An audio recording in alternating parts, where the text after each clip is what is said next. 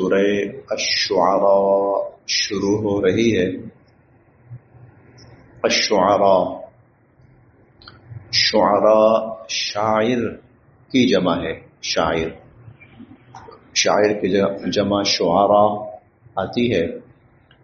اور اس سورہ مبارکہ میں اللہ رب العزت نے شعراء کے ایک خاص مزاج کا تذکرہ کیا ہے، اور وہ مزاج عموماً منفی معنوں میں استعمال ہوتا ہے۔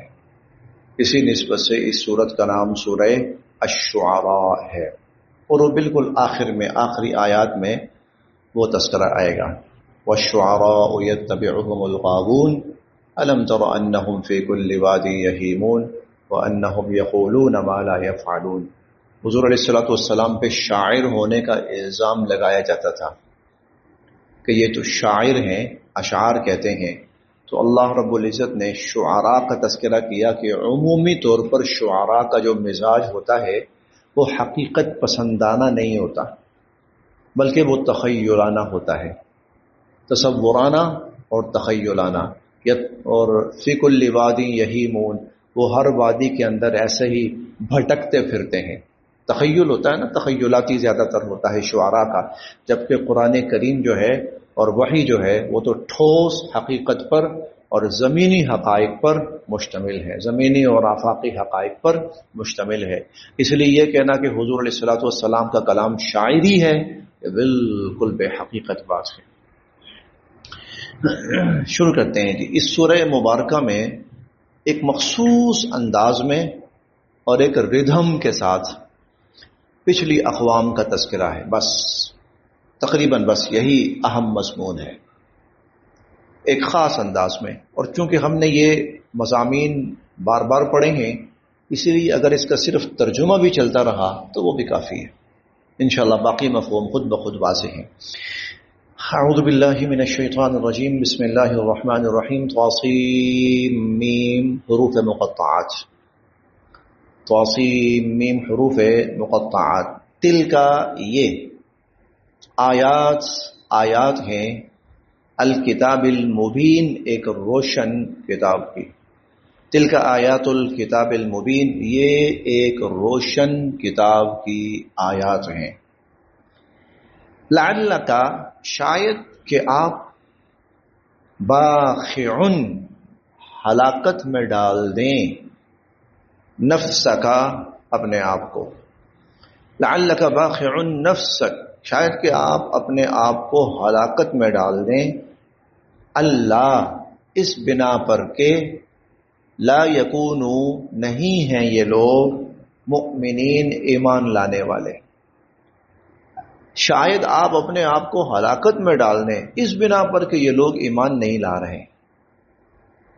اتنا سمجھانا اور ہر طرح کا حق واضح کرنا اور اس کے باوجود ان لوگوں کا ایمان نہ لانا، یہ حضور صلی اللہ علیہ وسلم پہ بہت شاق گزرتا تھا، اور آپ بہت گھٹن اور کڑن محسوس کرتے تھے، کیوں یہ لوگ ایمان نہیں لا رہے۔ اور سب سے بڑی بات یہ ہے، ہم میں سے اگر کوئی مثال کے طور پر باپ ہو نا، باپ، اور وہ دیکھے کہ میرا بیٹا بہت بڑے بگاڑ میں پڑ گیا ہے، ماں ہو باپ ہو بہت بڑے بگاڑ میں، اور اس بگاڑ کا نتیجہ ماں باپ کے سامنے ہو، نظر آ رہا ہو، تو ماں باپ کی نیندیں حرام ہو جاتی ہیں، ماں باپ ڈپریشن لیتے ہیں، بہت سٹریس لیتے ہیں اس کا بہت زیادہ، کہ کیوں؟ یقینی ہلاکت ماں باپ کو نظر آ رہی کہ اس نے برباد ہونا ہے۔ مثال کے طور پر کوئی بیٹا نشے کا عادی ہو گیا ہے تو تباہی ہے، پیچھے کچھ بھی نہیں ہے۔ اس تباہی کے اندر وہ گھر بھی برباد کرے گا، اپنے آپ کو بھی برباد کرے گا، تو ماں باپ کئی دفعہ نا اس کی اتنی ٹینشن لیتے ہیں کہ وہ اپنی جان کو ہلاکت میں ڈال دیتے ہیں۔ حضور علیہ الصلوۃ والسلام کی فکر ان سے کہیں زیادہ تھی، ماں باپ سے کہیں زیادہ تھی۔ تو بسا اوقات آپ اتنا بوجھ لیتے تھے، پھر اللہ تسلی دیتے تھے، نہ کریں، یہ نہ کریں، ایسا نہ کریں۔ آپ کیوں اپنے آپ کو ان کے پیچھے ہلاکت میں ڈال رہے ہیں اس بنا پر کہ یہ لوگ ایمان کیوں نہیں لاتے؟ نہ، ایسا نہ کریں۔ ان، اگر، نشا، ہم چاہیں، ننزل، تو ہم اتار دیں، علیہم ان پر، آیتن کوئی، من السماء آسمان سے، آیتن ایسی نشانی، اگر ہم چاہیں تو آسمان سے ایسی نشانی اتار دیں، فظلت ہو جائیں، اعناقہم ان کی گردنیں، لہا اس نشانی کے سامنے، خاضعین جھکی کی جھکی۔ اگر ہم چاہیں تو ہم آسمان سے ایسی نشانی اتار دیں کہ ان کی گردنیں جھک کر رہ جائیں، جیسا کہ بنی اسرائیل کا واقعہ ہے۔ اللہ تعالیٰ نے کوہ طور کو بلند کیا، سب سجدے میں گر پڑے، ساری اکڑ نکل گئی، اور توبہ بھی کرنے لگ پڑے اور معافی بھی مانگنے لگ پڑے، اور بھی بہت سے مواقع ایسے آئے۔ تو اللہ تعالیٰ کہتے ہیں کہ اگر ہم چاہیں تو ہم ایسا کر سکتے ہیں۔ آپ یہی چاہتے ہیں نا کہ یہ سب ایمان لے آئیں، تو اس کی تو یہی نشانی ہے، پھر ہم کوئی ایسی نشانی اور اتنا خوف ان کے اوپر مسلط کریں کہ یہ سب کے سب ایمان لے آئیں۔ لیکن نہیں، اللہ کا نظام ایسا نہیں ہے، اللہ کا طریقہ ایسا نہیں ہے۔ وہ تو پھر اختیاری تو ختم ہو گیا نا، اختیار تو نہ رہا، وہ تو جبری ہو گیا، وہ تو اضطراری ہو گیا، اور اللہ کے ہاں جبری ایمان یا اضطراری ایمان کی کوئی اہمیت نہیں۔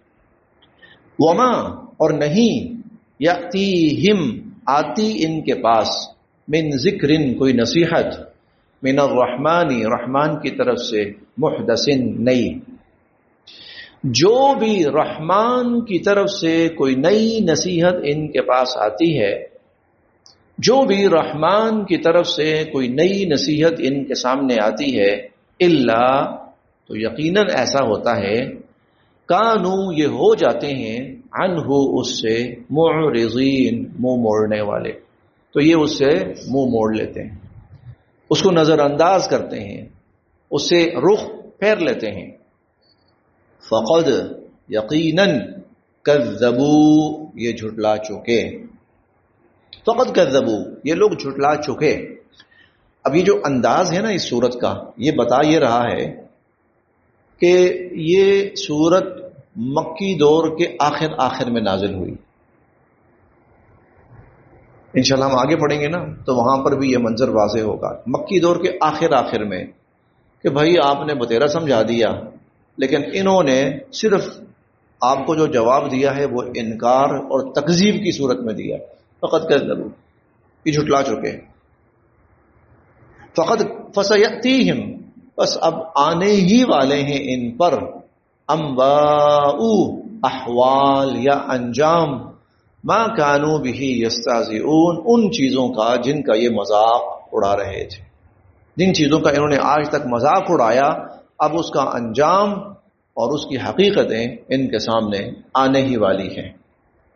اوا کیا، لم نہیں، اولم کیا نہیں، یرو یہ دیکھتے، الی الارض زمین کی طرف، کیا یہ زمین کی طرف نہیں دیکھتے، کم انبتنا کتنی ہی ہم نے اگائیں، فیہا اس زمین میں، من کل ہر طرح کی، زوجن کریم مختلف اشیاء اور عمدہ اشیاء، کریم بہترین، نفیس عمدہ بہترین، کتنی ہی ہم نے طرح طرح کی نعمتیں زمین سے اگائیں۔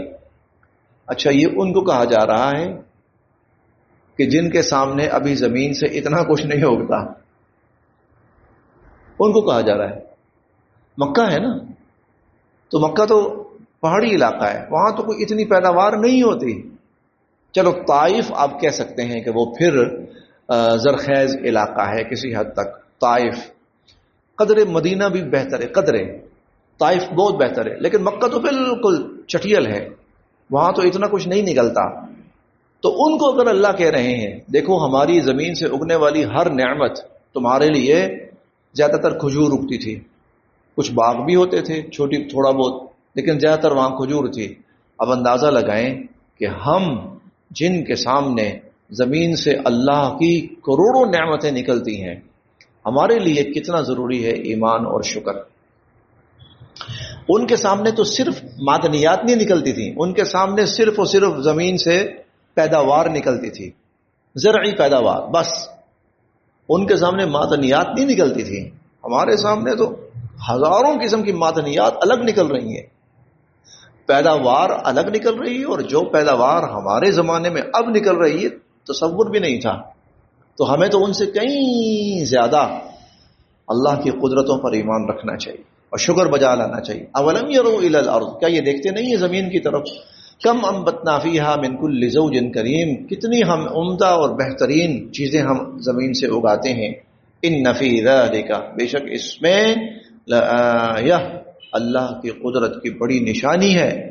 وما کانا، اور نہیں ہے، اکثرہم، ان کی اکثریت، مؤمنین، ایمان لانے والی، لیکن پھر بھی ان لوگوں کی اکثریت جو ہے وہ ایمان لانے والی نہیں ہے. وَإِنَّ رَبَّكَ، اور بے شک آپ کا رب، لَهُوَ الْعَزِيزُ، وہ غالب تو ہے لیکن الرحیم، وہ انتہائی رحم کرنے والا ہے.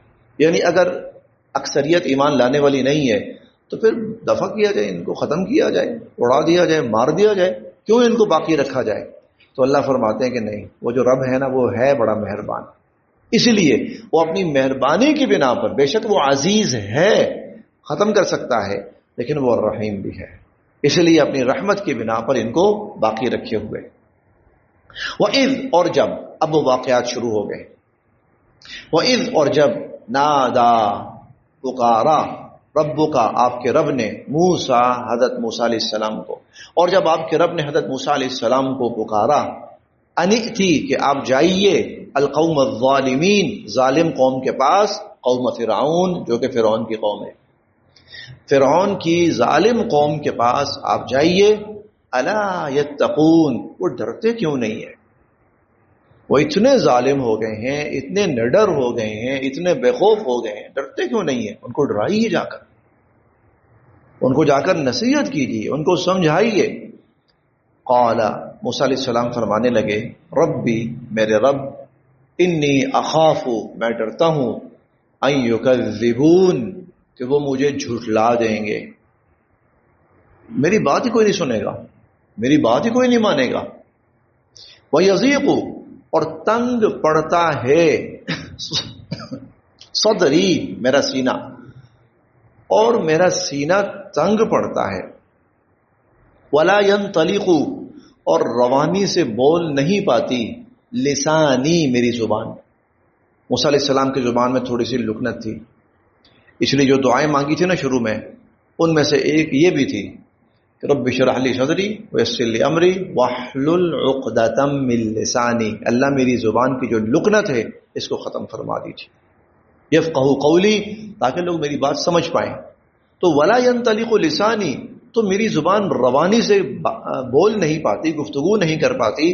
فارسل، آپ رسالت سے نواز دیجئے، الی ہارون، ہارون علیہ السلام کو، آپ ہارون علیہ السلام کو بھی رسالت سے نواز دیجئے.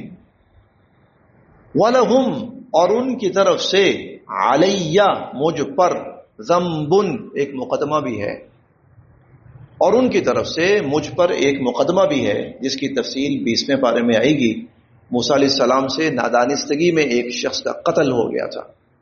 یا اللہ، میں تو قتل ہو گیا تھا مجھ سے، اور میں اس وقت وہاں سے نکلا تھا، پھر اپنی جان بچا کر نکلا تھا، اب واپس جاؤں گا تو میرا کیس تو اوپن ہو جائے گا، تو مجھے تو پکڑ لیں گے، مجھے تو انہوں نے پھر بدلے میں قتل کرنا ہے. وَلَهُمْ عَلَيَّ ذَنبٌ، اور ان کی طرف سے مجھ پر ایک مقدمہ بھی ہے. فَأَخَافُ، میں ڈرتا ہوں، أَن يَقْتُلُونَ، کہ وہ مجھے قتل کر ڈالیں گے. قال، اللہ تعالیٰ نے فرمایا، کلا، ہرگز نہیں، ایسا نہیں ہونے والا، میں آپ کو کوئی بیار و مددگار تو نہیں چھوڑنے والا وہاں پر. کلا، ہرگز نہیں. فَاذْهَبَا، آپ دونوں جائیے، بِآیاتنا، ہماری نشانیوں کے ساتھ، موسیٰ علیہ السلام کو اور ہارون علیہ السلام کو. بے شک کہ اللہ تعالیٰ نے ان کی مدد کرنی تھی، لیکن اسباب کے درجے میں ہتھیار دے کر بھیجا. اسباب کے درجے میں ہتھیار، یہ دیکھیے گا، اسباب کے درجے میں ہتھیار دے کر بھیجا، کہ جب آپ بات کریں گے نا ان سے اور وہ بدتمیزی کریں گے، اور جب وہ بدتمیزی کریں گے نا تو اپنا ہتھیار نکال کے دکھانا، اور آپ کے اس ہتھیار کی طاقت اتنی ہوگی کہ وہ آپ کے خلاف کسی انتہائی قدم تک نہیں جا سکیں گے. چنانچہ ایسا ہی ہوا. ہم ابھی پڑھتے ہیں موسیٰ علیہ السلام نے جب اپنا عصا ان کے سامنے رکھا نا، سب کی بولتی بند ہو گئی. تو خالی ہاتھ نہیں بھیجا. اللہ تعالیٰ نے موسیٰ علیہ السلام کو بے شک مدد کرنی تھی، غائبانہ طور پر بھی کرنی تھی، چاہے وہ کوہ طور کو اٹھا کے ان کے سروں پہ لا کے کھڑا کیا، چاہے وہ کوئی اور شکل اللہ نے پیدا فرمائی، تعاون بھیج دیا. اس کے ساتھ ساتھ ظاہری طور پر موسیٰ علیہ السلام کو اللہ نے ہتھیار دے کر بھیجا، خالی ہاتھ نہیں بھیجا.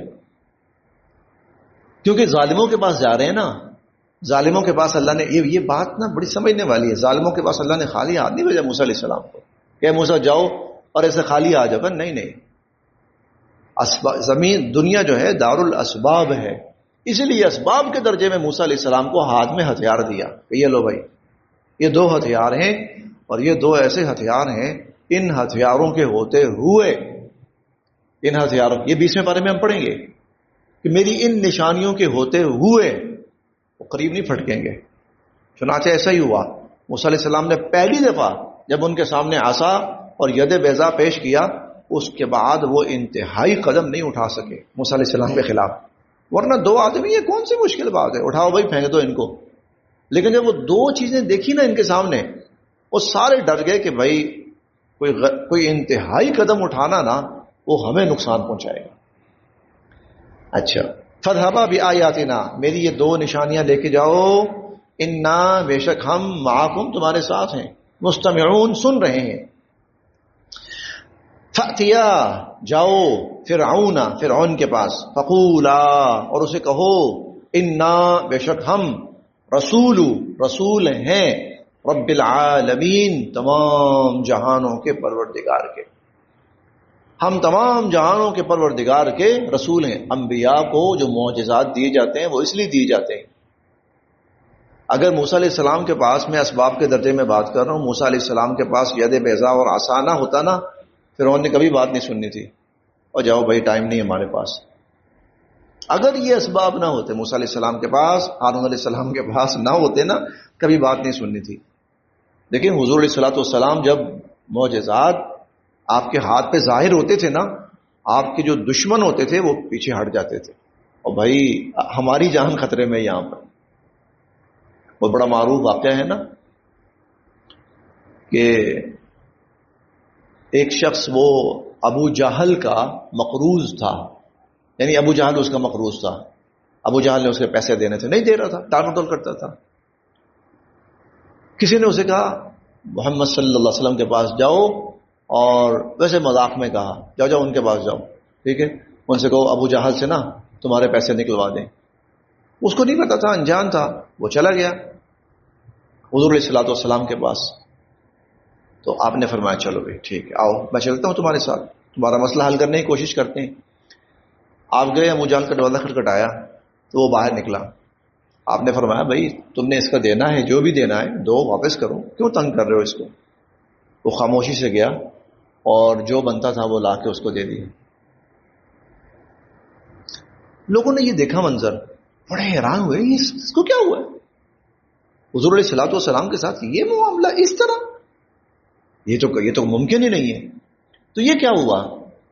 اچھا، بعد میں ابو جہل سے پوچھا کہ تمہارا دماغ خراب، حضور تمہارے پاس ہے، کہا ہے اس کا مسئلہ حل کر، تم نے کر دیا چپ کر کے. کہنے لگا سر بات یہ ہے، میں نے دیکھا کہ حضور کے پیچھے نا کوئی جانور ہے، اتنا بڑا جبڑا کھولے ہوئے، اور مجھے لگا کہ اگر میں نے یہ بات نہ مانی نا تو وہ مجھے زندہ ہڑپ کر گئے. ایسے واقعات کا ظہور اللہ دیتے ہیں، نبی کو طاقت دیتے ہیں تاکہ دشمن بے شک دشمنی کرے لیکن ایک حد تک رہے، حد سے آگے نہ جائے. فَذَهَبَا بِآيَاتِنَا فَأْتِيَا فِرْعَوْنَ، جاؤ فرعون کے پاس، فقولا، اسے کہو، انا رسول رب العالمین، ہم تمام جہانوں کے پروردگار کی طرف سے رسول بن کر آئے ہیں. ان ارسل، روانہ کر، بھیج، آزاد کر، معنا، ہمارے ساتھ، بنی اسرائیل کو. قال، فرعون کہنے لگا، اب موسیٰ علیہ السلام تشریف لے آئے یہ ساری تعلیمات اور ساری ذمہ داریاں لے کر کہ فرعون کو دعوت دینی ہے، وہ ایمان لائے، اور ساتھ ہی بنی اسرائیل کی آزادی کی کوششیں کرنی ہے. تو موسیٰ علیہ السلام اور ہارون علیہ السلام تشریف لے آئے. قال، فرعون کہنے لگا، الم نربک، کیا ہم نے تمہیں پالا نہیں تھا، فینا، اپنے گھر میں، ولیدن جب آپ بالکل چھوٹے سے تھے، الم نربک فینا ولیدا، ارے وہی ہو نا جس کو ہم نے اپنے گھر میں پالا تھا، ولبستا اور رہے تم فینا ہم میں، من عمرک سنین اپنی عمر کے کئی سال، اور تم نے اپنی عمر کے کئی سال ہمارے بیچ گزارے. پہلی بات ہمارے، میں وہ لفظ نہیں کہنا چاہتا، تھوڑا سا نامناسب لفظ ہے، بہت زیادہ نامناسب. ہمارے یہاں تمہاری پرورش ہوئی ہے، کھانا پینا چلا ہے تمہارا، ہمارے گھروں میں رہے ہو، اب ہمیں آ کے نصیحتیں کرنے آ رہے ہو، ہمیں آ کے ہدایتیں دینے آ رہے ہو. اور وفعلتا فعلتک التی فعلتا، اور وہ یاد ہے وہ حرکت جو آپ نے کی تھی، وہ جو قتل کر دیا تھا نا ہماری ہی قوم کو. وفعلتا اور تم نے کیا، فعلتک تمہارا وہ فعل، التی فعلتا جو تم نے کیا، اور وہ یاد ہے وہ حرکت جو تم نے کی. وانت اور تھے آپ، من الکافرین بڑے ہی ناشکرے تھے، ہم نے پالا، ہم پہ ہی ہاتھ اٹھایا. قال موسیٰ علیہ السلام فرمانے لگے، فعلتها، ہاں میں نے وہ کیا، اذن اس وقت، وانا من الضالین اور مجھ سے غلطی ہو گئی تھی، میں اس وقت غلطی کرنے والا تھا، مجھ سے غلطی ہوئی. وہ میں نے جو کیا یعنی کوئی ڈھٹائی نہیں ہے آگے سے، کوئی غیر ضروری توجیحات نہیں ہے، ہاں بھائی ہوا، بالکل ہوا، ایسا ہی ہے. ففررت پھر میں چلا گیا، منکم تم سے، ففررت منکم پھر میں یہاں سے چلا گیا، لما خفتکم جب مجھے اپنی جان کا خطرہ لاحق ہوا. اور یہ ہم نے پڑھا بھی ہے اور ہم پڑھیں گے بھی کہ وہ ایک شخص آیا تھا، ان الملأ یأتمرون بک لیقتلوک، اے موسیٰ تمہارے قتل کے فیصلے ہو رہے ہیں. فخرج، یہ 20ویں پارے میں آئے گا، فخرج انی لک من الناصحین، موسیٰ میں بڑا خیر خواہ ہوں اور میں یہ چاہتا ہوں کہ آپ یہاں سے نکل جائیں ورنہ آپ کی جان خطرے میں ہے. تو لما خفتکم جب مجھے خوف اور ڈر لاحق ہوا تو میں پھر یہاں سے چلا گیا تھا. فوہب لی پھر عطا کی مجھے، ربی میرے رب نے، حکمن نبوت پھر میرے رب نے مجھے نبوت عطا کی، وجعلنی اور مجھے بنایا، من المرسلین رسولوں میں سے، اور مجھے رسول بنایا. وتلک اور یہ، نعمت احسان، تمنھا جو تم مجھ پر جتلا رہے ہو. وتلک نعمت تمنھا اور یہ احسان جو تم مجھ پر جتلا رہے ہو، علیہ مجھ پر، ان عبدت کہ تم نے غلام بنا رکھا تھا بنی اسرائیل کو. اب یہ موسیٰ علیہ السلام اس کی ایک توجیہ کر رہے ہیں، ایک اس کی وجہ بیان کر رہے ہیں. وہ کیا؟ بھائی میں نے تمہارے بندے پہ ہاتھ اٹھایا تھا، پتہ کیوں اٹھایا تھا؟ اس لیے اٹھایا تھا کہ تم نے میری قوم کو، بنی اسرائیل کو غلام بنایا ہوا تھا، ظلم کرتے تھے، اور میں نے اپنی بنی اسرائیل قوم کے ایک بندے کو ظلم سے نجات دلانے کے لیے اس پہ ہاتھ اٹھایا تھا، میں نے اس پر ہاتھ اٹھایا تھا. قال تو کہنے لگا فرعون وما رب العالمین، اچھا ابھی تم کہہ رہے تھے کہ ہم رب العالمین کی طرف سے رسول بن کر آئیں، یہ رب العالمین کون ہے، یہ کیا ہے؟ کیونکہ یہ اصطلاح ان کے ہاں معروف نہیں تھی. ان کے ہاں جو اصطلاح ہوتی تھی نا وہ بادشاہ سلامت کے لیے ہوتی تھی، ذل عالی اور فلاں اور جناب اور فلاں، حاکم وقت یا خدا یا جو بھی تھا، وہ فرعون کے لیے ہوتی تھی، حکمرانوں کے لیے ہوتی تھی. اب موسیٰ علیہ السلام کسی اور کو رب العالمین کہہ رہے ہیں، کہ وہ کون ہے؟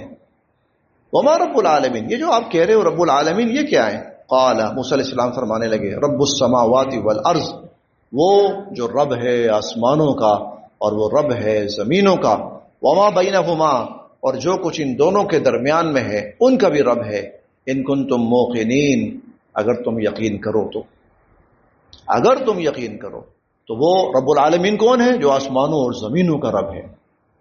قال کہنے لگا، لمن حولہ اپنے ارد گرد والوں سے، فرعون اپنے ارد گرد والوں سے کہنے لگا، الا تستمعون، ہاں بھائی سن رہے ہو کیا کیا باتیں ہو رہی ہیں یہاں پر؟ واہ جی واہ، پتہ نہیں کوئی رب العالمین ہے، آسمان ہے، زمین ہے، ان کا رب ہے، واہ سنتے ہو بھائی؟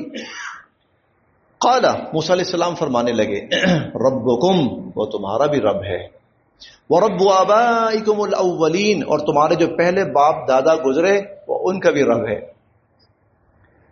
قال، فرعون کہنے لگا، اِنَّ، بے شک، رسولکم، تمہارا رسول، الذی ارسل الیکم، جو تمہاری طرف بھیجا گیا ہے، لمجنون، یہ تو کوئی مجنون ہے. یہ کیسی باتیں کر رہا ہے؟ یہ کون سی زبان بول رہا ہے؟ یہ کس کا تذکرہ کر رہا ہے؟ پہلے تو اپنے ارد گرد والوں سے کہنے لگا، اچھا بھائی تم نے سنا ابھی کیا کہا اس نے؟ پھر جب موسیٰ علیہ السلام نے اور تفصیل سے بیان کی اللہ کی وحدانیت اور ربوبیت، تو کہنے لگتا ہے کہ یہ جس کو رسول بنا کر بھیجا گیا ہے نا، ان کا ذہنی توازن ٹھیک نہیں ہے. قال، موسیٰ علیہ السلام فرمانے لگے، رب المشرق، وہ مشرق کا بھی رب ہے، والمغرب، اور مغرب کا بھی رب ہے، وما بینہما، اور جو ان دونوں کے درمیان میں ہے وہ ان کا بھی رب ہے. ان، اگر کنتم تعقلون، اگر تم اس بات کو سمجھو. قال، فرعون کہنے لگا، لئن اتخذت، اگر تم نے بنایا، الہن، کوئی اور الہ، غیری، میرے سوا اگر کسی اور کو الہ بنایا، الہ تو میں ہوں. 30ویں پارے میں ہم پڑھیں گے، انا ربکم الاعلی، سب سے بڑا کوئی رب ہو سکتا ہے تو میں ہوں. اور 24ویں پارے میں پڑھیں گے، میں نہیں سمجھتا کہ میرے سوا بھی کوئی الہ ہو سکتا ہے. لئن اتخذت الہا غیری، اگر میرے علاوہ کسی کو الہ بنایا، لاجعلنک من المسجونین، میں پکڑ کر جیل میں ڈال دوں گا. لاجعلنک، میں ڈال دوں گا آپ کو، من المسجونین، سجن سے ہے، جیل میں. قال، موسیٰ علیہ السلام فرمانے لگے، اولو، کیا اگر، جئتک، میں لاؤں تمہارے پاس، بشیء مبین، کوئی بہت بڑی نشانی. اگر میں اپنے اس دعوے پر جو میں نے کیا ہے، اگر میں کوئی بہت بڑی دلیل لاؤں تو پھر بھی تمہارا یہی طرز عمل ہوگا، پھر بھی دھمکیاں دو گے، پھر بھی مذاق اڑاؤ گے. قال، تو وہ فرعون کہنے لگا، فأتی بہ، اچھا جی لائیے، ان کنت من الصادقین، اگر آپ سچے ہیں، آپ کے پاس کچھ ایسا ہے تو لاؤ. فالقا عصاہ، موسیٰ علیہ السلام نے اپنا عصا پھینکا. فَإِذَا هِيَ، تو اچانک وہ، ثعبان مبین، بہت بڑا اژدہا بن گیا، بہت بڑا سانپ اور اژدہا بن گیا.